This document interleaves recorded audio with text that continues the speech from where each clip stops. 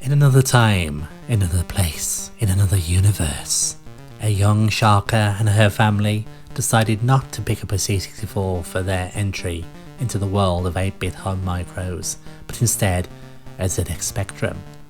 This would have been around 1988, so chances are it would have been a +2 model.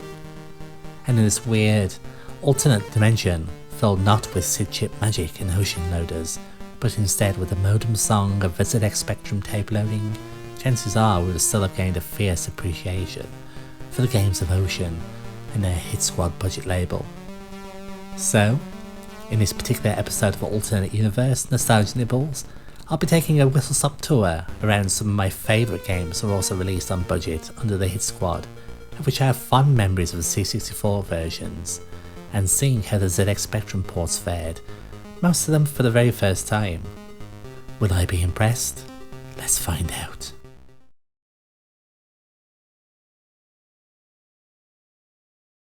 Right, let's be having a bit of Cabal then, our first game.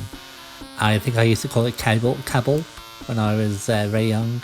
But yes, I played the C64 version of this a lot. It was one of my favourite games. More so than Operation Wolf. I think I preferred the third person view, being able to see my soldier. So with the C64 version in mind, I can say I am impressed with the Spectrum version.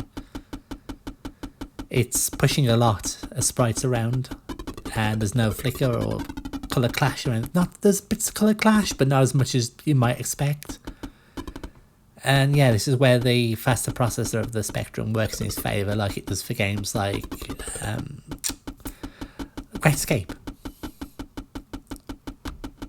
But yeah, I like this. Alternate Universe Sharka would have been quite happy with this. Probably more so if they were playing the 128K version. But it's still got the stage variety, and I like the almost like Metal Sluggish quality to the character designs. And it's still a lot of fun. I had a lot of fun playing this on Specky, so it gets a thumbs up from me.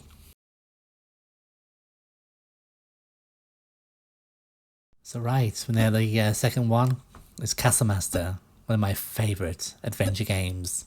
I used to play the C64 version of this a lot. It was my main Freescape engine game experience. I missed out on Total Eclipse and Driller. I just had Castle Master, and Alternate Universe Sharka would have been happy and would have had fond memories still. I am certainly, this Sharka is certainly happy with the frame rate. It moves 2 to 3 times faster than the C64 version. But points are deducted because of the lack of the no iconic Castle Master tune, which I feel for me was part of the atmosphere and charm of the game. So yeah, it's a thumbs up. I'm impressed with this port. It's got the same scale. It's got atmosphere of its own. The full polygons, the dithering looks great, and yeah, it's just I was missing the music almost immediately. So it gets a thumbs up, but not quite as high as Cabal.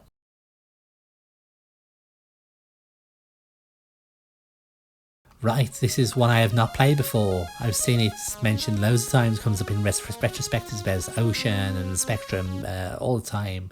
And I can see why. This is impressive stuff for 1984, one of Ocean's earliest breakout hits. And yeah, this still plays remarkably well. I was joystick waggling quite happily. And doing a lot better than I usually do in these kind of games. I went from Decathlon on the Atari 2600 to things like Hypersports and Combat School and Summer Games. But yeah, I would have been very happy with this. And yeah, my family would have clustered around to take it in turns and compete. Yeah, just thumbs way up for this. Very impressed.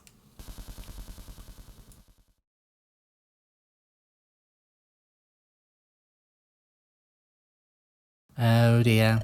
Oh dear. Yeah, this is not good. I spare our ears of the dirge of a theme tune, and yeah, I remember Salamander is really good conversion C64, top solid ones, one of my favourite shmups, and I was expecting more of the Specky version, because I've seen good shmups for the Spectrum, and yeah, this is not one of them.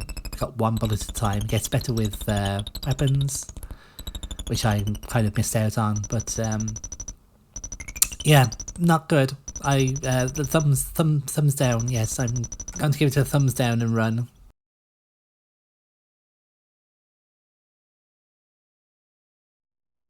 Right, the final game in our whistle stop tour of trying to get Spectrum versions of favourite Ocean and Hit Squad games is RoboCop, one of the heaviest of nostalgic hitters for me.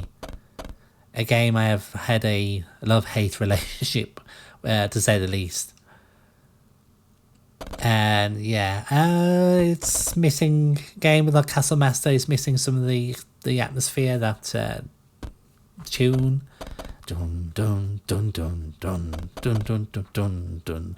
Yeah, it's without that it feels a bit dry, and the difficulty feels both better and worse than the C64 version. Is very very easy to get stun knocked by bullets, and there seem to be more enemies that just come charging at you, and it's easy to run out of ammo as well, and your fists are pretty much useless.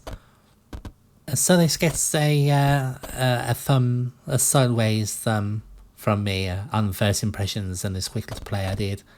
It's missing elements I enjoyed from the C64 version. I'm not sure about the difficulty. So yeah, it gets a pass from me on this. We've come to the end of our video. Thank you for watching. I hope you enjoyed watching me take a little whistle-stop tour around some Spectrum versions of games I either wanted to try out or have a lot of fondness for already on C64. And it's always an interesting experience, because over the years I've gained a lot more appreciation for the ZX Spectrum than I used to have. I used to think, oh, just awful sound, awful graphics. But if you look deeper, you can see that it didn't have the colours, but I certainly did have some graphical fidelity that C64 games often didn't have, very blocky and chunky. It's an aesthetic thing for me now. I can appreciate Spectrum versions of games on their aesthetic level, on the way that they look sharper, the higher resolution, the speed they play at over the C64 or other versions. So yeah, I definitely will do more of these in the future, and I hope you check out the rest of the videos I got up on my channel, and give it a like and subscribe and all that jazz. And until the next Nostalgic Nibbles, this is Coffee Hound Retro Sharker, signing off.